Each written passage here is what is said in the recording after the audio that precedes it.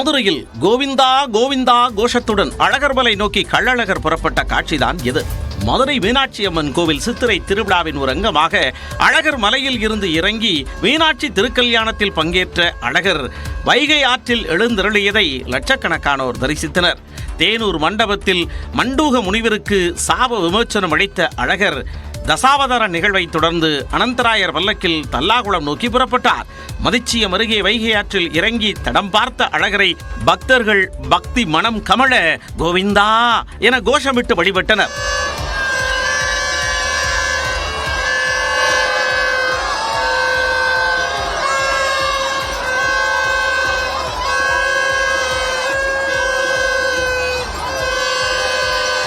தொடர்ந்து வழிநெடுகிலும் மண்டகப்படிகளில் எழுந்தருளும் அழகர் 27ஆம் தேதி காலை அழகர் கோயிலை சென்றடைவார். திருச்சியில் ஓடும் பேருந்தில் இருக்கை கழன்று நடத்துனர் சாலையில் விழுந்த விவகாரம் தொடர்பாக எடப்பாடி பழனிசாமி, அன்புமணி ஆகியோர் அதிருப்தி தெரிவித்துள்ளனர். திருச்சியில் கடந்த செவ்வாய்க்கிழமை அன்று அரசு பேருந்தில் இருக்கை ஒன்று கழன்று சாலையில் விழுந்ததில் நடத்துனர் முருகேசன் தூக்கி வீசப்பட்டு காயமடைந்தார். இந்த விவகாரத்தில் பணிமனை மேலாளர் ராஜசேகர் உட்பட 3 பேர் பணியிடை நீக்கம் செய்யப்பட்டனர். இந்நிலையில் மீண்டும் மீண்டும் இதுபோன்ற சம்பவங்கள் பொதுமக்களிடம் அரசு பேருந்து பற்றிய நம்பிக்கையை கேள்விக்குறியாக்கியுள்ளதாக எதிர்க்கட்சித் தலைவர் எடப்பாடி பழனிசாமி விமர்சித்துள்ளார்.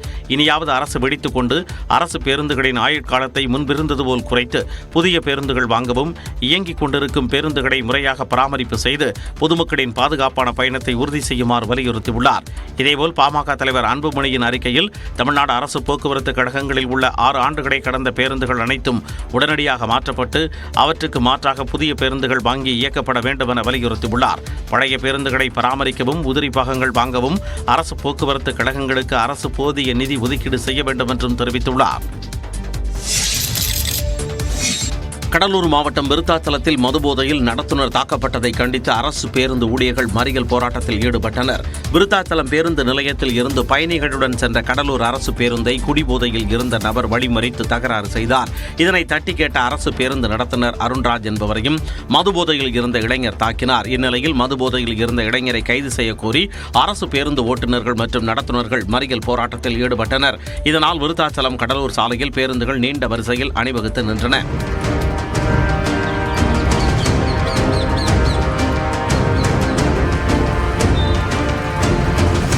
தகவல் அறிந்து சென்ற காவலர்கள் மதுபோதையில் நடத்துனரை தாக்கிய தனுஷ் என்ற இளைஞரை கைது செய்தனர். இதனைத் தொடர்ந்து அரசு பேருந்து ஊழியர்கள் தங்கள் போராட்டத்தை கைவிட்டனர். காங்கிரஸ் கட்சி மீண்டும் சமரச அரசியல் மூலம் மதத்தை பகடைக்காயாக பயன்படுத்தி வருவதாக விமர்சித்துள்ள பிரதமர் நரேந்திர மோடி, கர்நாடகாவில் சட்டவிரோதமாக இஸ்லாமியர்கள் ஓபிசி பிரிவில் சேர்க்கப்பட்டிருப்பதாக குற்றம் சாட்டினார். மத்திய பிரதேச மாநிலம் மொரினாவில் நடைபெற்ற பாஜக பொதுக்கூட்டத்தில் பிரதமர் மோடி பங்கேற்று உரையாற்றினார். அப்போது பேசிய அவர், அம்பேத்கர் மத ரீதியிலான இடஒதுக்கீட்டிற்கு எதிர்ப்பு தெரிவித்ததாக குறிப்பிட்டார். ஆனால் புறவாசல் வழியாக மத ரீதியான இடஒதுக்கீட்டை வழங்கிய காங்கிரஸ் அம்பேத்கரின் முதுகில் குத்தியதாக சாடினார். कांग्रेस सरकार ने कर्नाटका में जितने भी मुस्लिम समाज के लोग हैं, तो उन्होंने रातों रात एक कागज निकालकर हस्ताक्षर करके उन सबको ओबीसी घोषित कर दिया.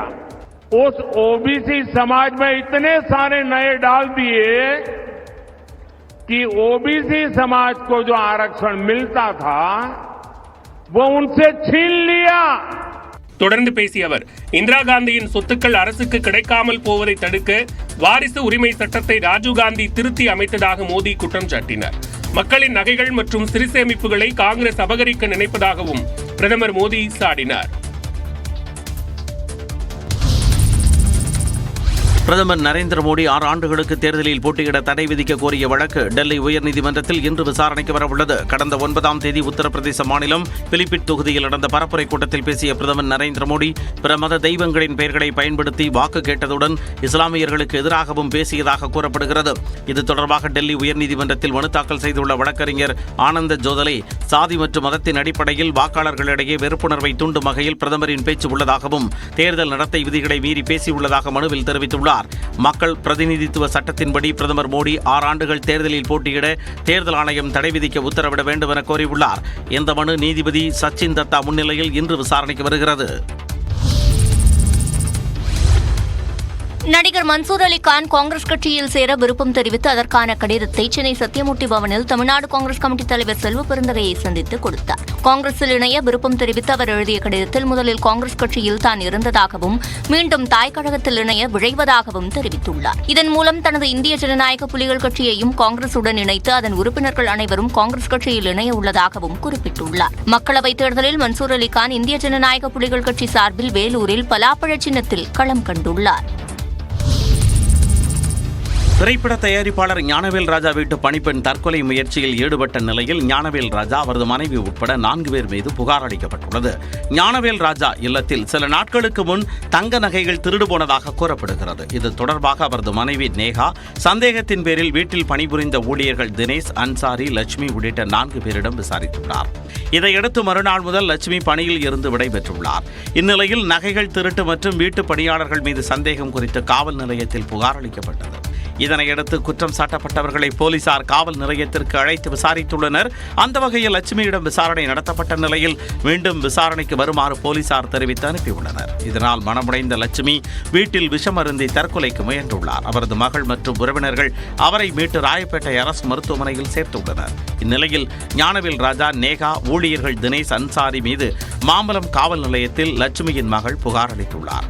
ஞானவேல் ராஜா மற்றும் நேகா கொடுத்த அழுத்தத்தின் பேரில் அன்சாரி போனில் அழைத்து மிரட்டியதாக குற்றம் சாட்டியுள்ளார். எனவே 4 பேர் மீதும் உரிய நடவடிக்கை எடுக்க கோரி புகார் அளித்த நிலையில் இது தொடர்பாகவும் போலீசார் விசாரணை மேற்கொண்டுள்ளனர்.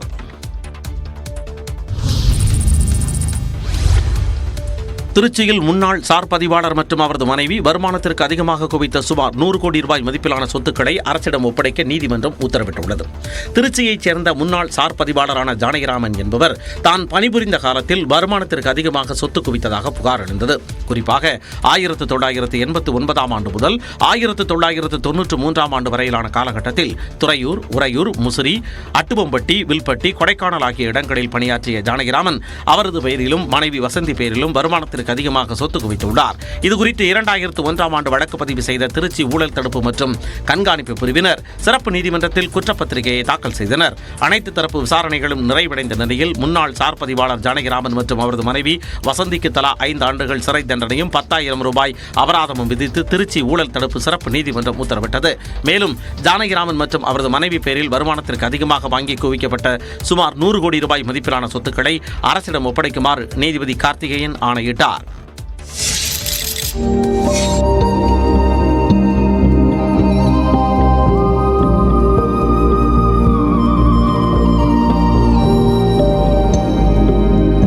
கோடை விடுமுறையை கழிக்க கொடைக்கானலுக்கு வரும் சுற்றுலா பயணிகளை வரவேற்கும் விதமாக வண்ண வண்ண பூக்கள் பூத்து குலுங்க தொடங்கியுள்ளன.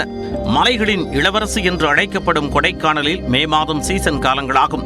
இச்சமயம் வரும் சுற்றுலா பயணிகளை கவரும் வகையில் பிரைன் பூங்காவில் கோடை விழா மற்றும் மலர் கண்காட்சி ஆண்டுதோறும் நடத்தப்படுவது வழக்கம். அந்த வகையில் 61வது மலர் கண்காட்சிக்கான முன்னேற்பாடுகளை பூங்கா நிர்வாகம் முழுவீச்சில் மேற்கொண்டு வருகிறது. உதகை, பெங்களூரு, கொல்கத்தா, டெல்லி உள்ளிட்ட இடங்களில் இருந்து சுமார் 2.5 லட்சம் மலர் நாற்றுக்கள் வரவழைக்கப்பட்டு பூங்காவில் நடப்பட்ட நிலையில் தற்போது அவை பூத்து குலுங்க தொடங்கியுள்ளது.